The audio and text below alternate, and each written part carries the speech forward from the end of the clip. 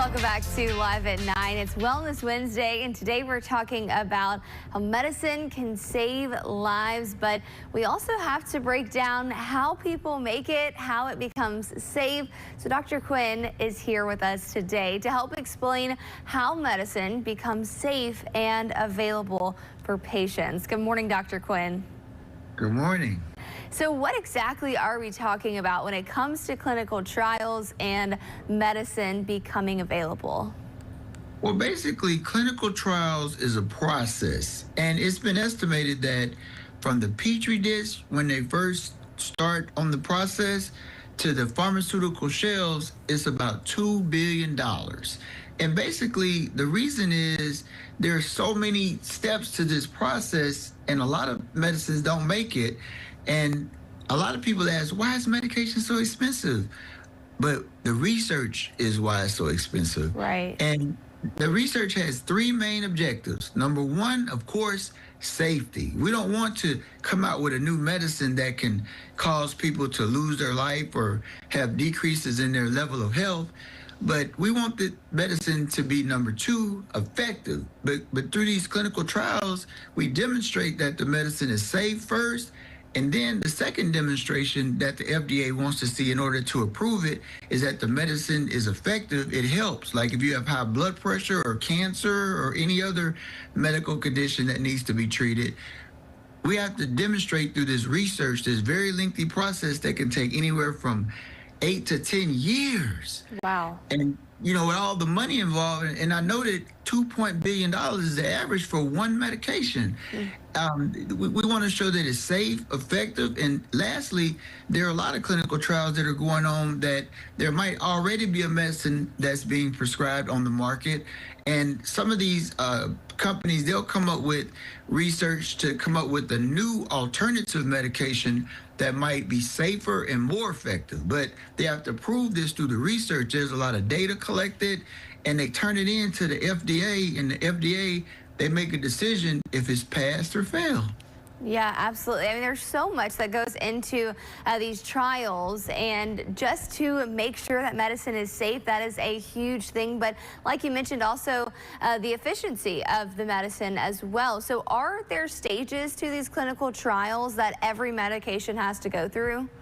Most definitely. So you have the preclinical trials, and that's where you use animals or human tissue, and it's about establishing the safety. If it's a toxic, you know, before you even start practicing using the medicine on humans, and that's phase 1, and that's usually a very small group of people, because it's the time when we determine how high in the dose we can go with the medicine as far as people tolerating it. Like, there might be a medicine out there that you take very low dose, and it could, you know, maybe cause you to lose your life or have a very significant decrease in your health. But that's phase 1. So once you finish phase 1, you can go to phase 2, and it's a smaller group. But as you go up in the phases, the groups grow and grow because more and more of the safety has been established. When you get into the higher phases, like phase 2 and 3, then it's more about efficacy. Like, does it really work? Like, if somebody has high blood pressure, is it bringing the blood pressure down? You know, as far as, you know, what you're trying to accomplish. Another example would be someone with cancer.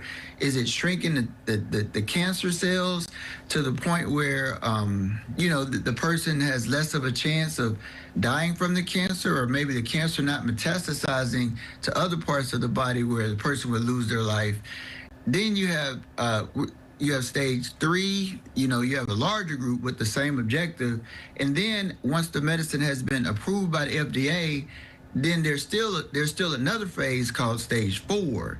And what they're doing at that point is they're just monitoring the safety. If people are having adverse events, that the researcher will report that to the monitor, to the sponsor, and it has to be put on that black box warning if it's enough. And then sometimes medicine can get pulled. That happened during COVID, where some of the vaccinations were determined unsafe after they had already been released. But that just makes me feel confident that the FDA is looking out for us, because at the end of the day, we don't want people to take medicine that can hurt them. And lastly, with the phase phase 4, they're trying to look for new clinical indications. Like with all these expensive weight loss medicines, the lady I just talked to, I left her in the room. I told her I'd be right back. But we're trying to determine if she has peripheral vascular disease because that's already been determined as an FDA approval for Wegovy. And Wow. if it's determined that she has this condition, then the FDA has worked with the pharmaceutical companies and I can get a clinical prior authorization for that patient and the medicine cost goes down.